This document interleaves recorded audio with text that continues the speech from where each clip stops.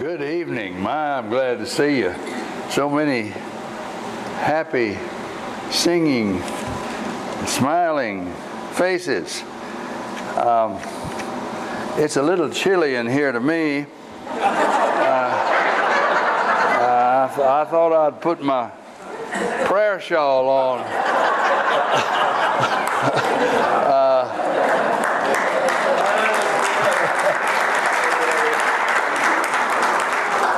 If it gets hot, I'll take it off. You can count on that. You know, if there's anything worse than sitting in a congregation and not hearing what the preacher says, it's speaking to a congregation and knowing they're not listening. I'd like to think that we could communicate tonight. We had a remarkable service here this afternoon, I thought.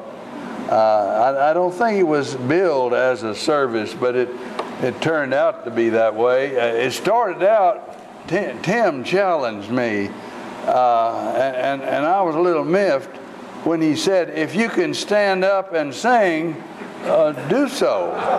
And, you know, I took that as a challenge. I thought he was saying to me, you probably can't do it, but give it a try.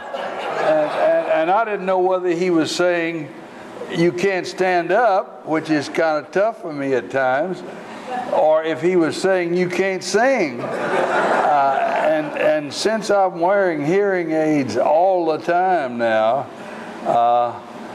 it's hard for me to get on pitch. And I don't sing loud enough on the first stanza that anybody can hear but me. But all during the first stanza, I'm always wandering up and down the scale. And he said, this is a children's song. Well, I knew that children sing in the key of C, don't they? Or something. And I was in the key of L. That wasn't working too well. And I thought, you know, he challenged me and he was right. I can't sing. But I kept on. And I made a joyful noise and it worked out. And then we had an exegetical study on the Blue Boy. And when I saw Don after that, I said to him, were you dealing in source criticism or form criticism today? And he said, no, that was eisegesis. Now, some of you know that eisegesis means reading into the scriptures what you want it to say. And that was exactly what he did. It was eisegesis. But it was a very interesting approach, wasn't it? I thought it was well done. And then we had some kind of players that came, and they were good. I thought that the wardrobe manager was the best of the whole group, though. And it seemed to me that it epitomized the old saw that I have heard about. They said it wasn't bad that man was so poorly crippled. And the other guy says, yeah, but didn't his suit fit well? And that's what we had. And I thought we probably ought to have an award for that. And I felt like the Academy Award ought to go to the ingenue who played against the old performer here today. What do you think about it? Yeah, I think so. It was very beautifully done, and I think you ought to get the Academy Award, Millie. And you were a good supporting actor too, and we appreciate you. But it's a lesser award. You understand that? Yeah. I had decided, and have in my notes here. By the way, Bob Moss pinned this on me a while ago, and he says, we're going to record what you said tonight, and this thing self-destructs at 9:30. I took that seriously, Bob, and if I'm getting close and my watch doesn't work, would you give me a signal? I'd appreciate it if you would. I had decided that I was going to do what the pastor did. By the way, he has a remarkable memory. Have you noticed that? He can remember things that never happened.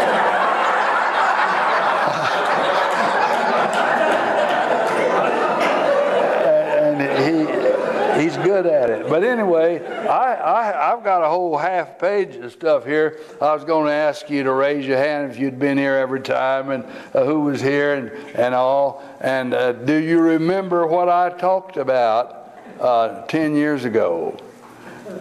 You were here, Rui? No, you don't remember. Well, you know what? I don't either. I thought I talked about faith, hope, and love, and I was going to talk about that today, but I'm going to pass that by.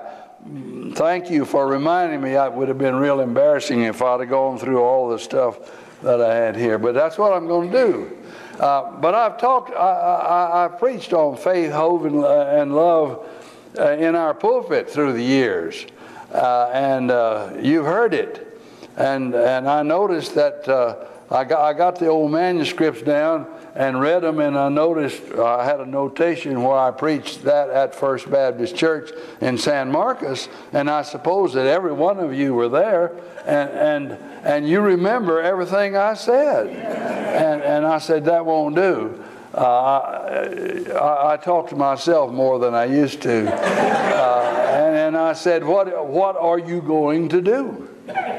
That's the pastor's weekly question that he asks himself, and God, and his wife, and deacons, and everybody else. What am I going to talk about next week? And those weeks come around regular. Wow, they come. We used to do that 3 times a week, and don't do that like we used to. But I said to myself, I've already told them everything that there is in those passages, and they remember everything I said. Don't you? And there I was, and I said, the only thing there is to do is to just haul off and write some new sermons on those subjects, and that's what I've done, and that's what I'm going to try to talk to you about tonight. The text I've chosen, and by the way, I'm going to refer to my notes very carefully, more than I used to when I preached every Sunday. You know, you get in a rhythm, and it's easier to remember those things. But I want to do this, and that has 2 good side effects.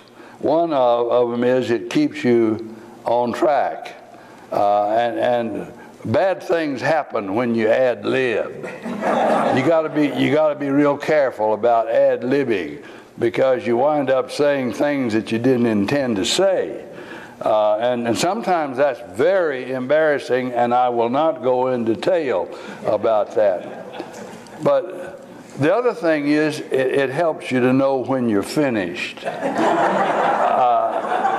And it's a good idea, isn't it, Don? It's a good idea. It's a good idea to quit when you're finished. And it's a whole lot better if you're winning when you finish.